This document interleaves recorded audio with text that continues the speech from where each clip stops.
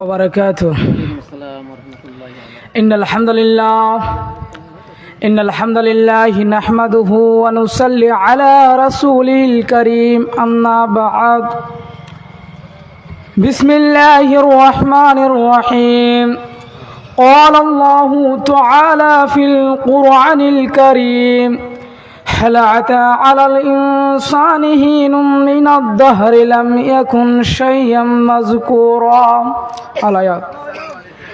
وقال النبي الكريم صلى الله عليه وسلم عن أبي سعيد الخدري رضي الله تعالى عنه قال: قال رسول الله صلى الله عليه وسلم: من عال ثلاث بنات فأدبهن وزوجاهن وأحسن إليهن فله الجنة. الحديث.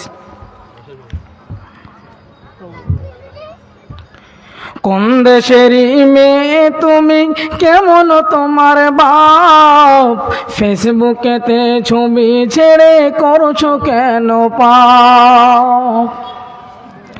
কোন দেশেরই মেয়ে তুমি, কেমন তোমার পাপ, ফেসবুকেতে ছবি ছেড়ে করছো কেন পাপ।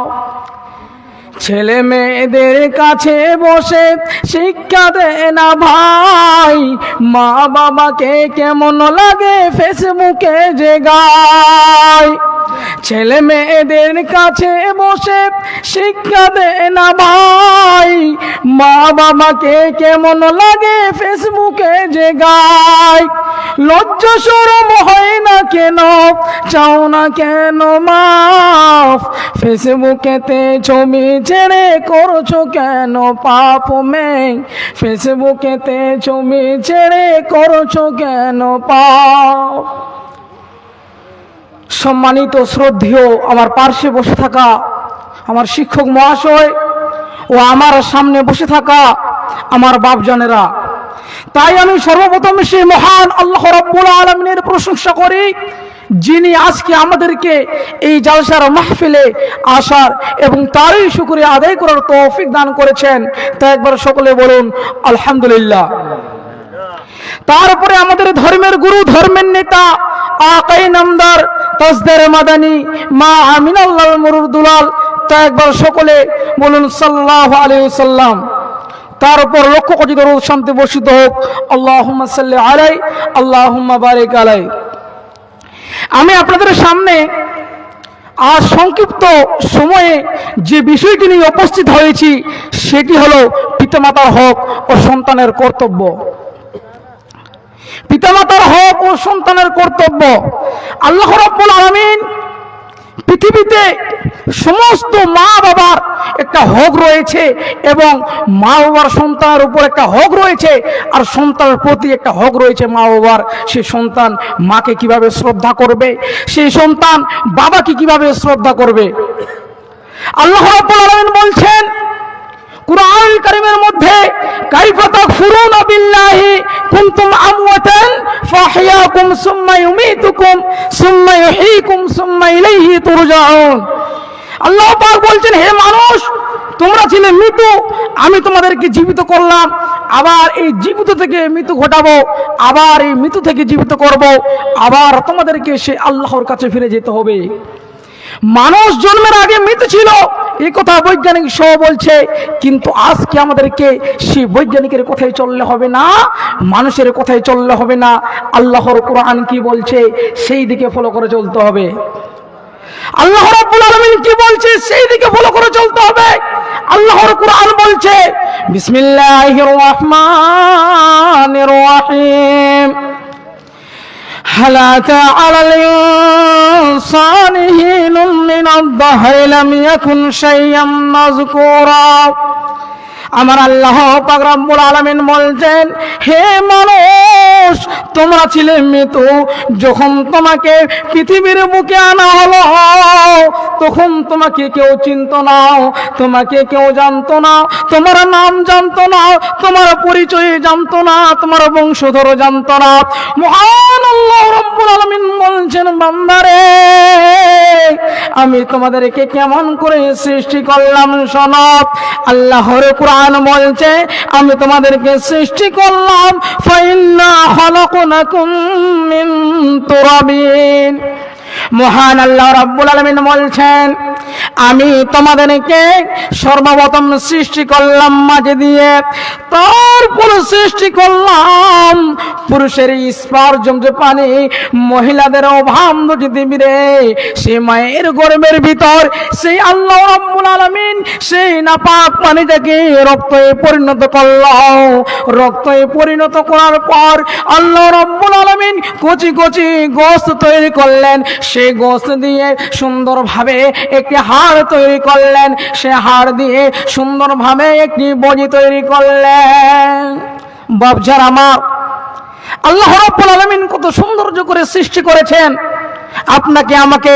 আল্লাহ রাব্বুল আলামিন আপনাকে আমাকে যখন মায়ের গর্ভের ভিতরে সৃষ্টি করলেন, তখন আল্লাহ রাব্বুল আলামিন এমন সুন্দর করে সৃষ্টি করলেন, সে মায়ের গর্ভের ভিতর তোমাকে প্যাকেট করে কোবার ভিতর তৈরি করে রেখেছিলেন। মায়ের গর্ভের ভিতর, মায়ের গর্ভের ভিতর এমন অবস্থায় তোমাকে রেখেছিল, আমাকে রেখেছিল, যে জায়গার মধ্যে দুনিয়ার কোনো ভাইরাস প্রবেশ করতে পারবে না, যেই জায়গার মধ্যে পৃথিবীর বুকে কোনো অ্যান্টিভাইরাস প্রবেশ করার ক্ষমতা নেই। মহান আল্লাহ রাব্বুল আলামিন আপনাকে আমাকে সেই মায়ের গর্ভের ভিতর সৌন্দর্য করে সৃষ্টি করেছেন। বন্ধুরে আমার, আজকে আমরা পৃথিবীর বুকে আসার পর আজ আমরা আল্লাহকে অস্বীকার করি, আল্লাহর সাথে নাফরমানি করি, সে আল্লাহকে আমরা মানি না। আল্লাহ রাব্বুল আলামিন বলেছেন, বান্দারে যখন তুমি মায়ের গর্ভের ভিতরে ছিলে তখন তোমাকে কেউ চিনত না।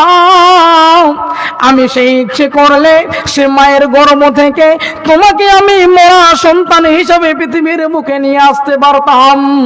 আমি তোমাকে ইচ্ছে করলে সে মায়ের গর্ভ থেকে বোবা করে নিয়ে আসতে পারতাম, পঙ্গু করে নিয়ে আসতে পারতাম। আমি ইচ্ছে করলে সে মায়ের গর্ভের ভিতর আমি তোমাকে বিলম্ব করে দিতে পারতাম, কিন্তু করি নাই।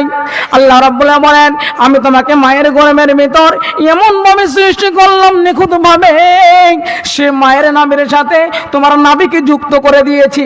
সেই নাভি দিয়ে আমি তিলে তিলে রক্ত দিয়ে আমি তোমাকে বড় করেছি। বন্ধুরে আমার, সেই রক্তটা ছিল না পাক। আল্লাহ রাব্বুল আলামিন সেই মুখটাকে পবিত্র করে দিয়ে আল্লাহ রাব্বুল আলামিন নাপাক রক্তটাকে নাভি দিয়ে পাস করে দিলেন। আল্লাহ রাব্বুল আলামিন কত সৌন্দর্য করে সৃষ্টি করেছেন, তারপরেও আজ আমরা আল্লাহর সাথে নাফরমানি করি। তাই আমি পরিশেষে বলতে চাই, সকল বাবাকে, সকল মাকে সন্তানকে এমনভাবে গড়ে তুলুন যেন সেই সন্তান শুধু ইসলামের পথে চলে।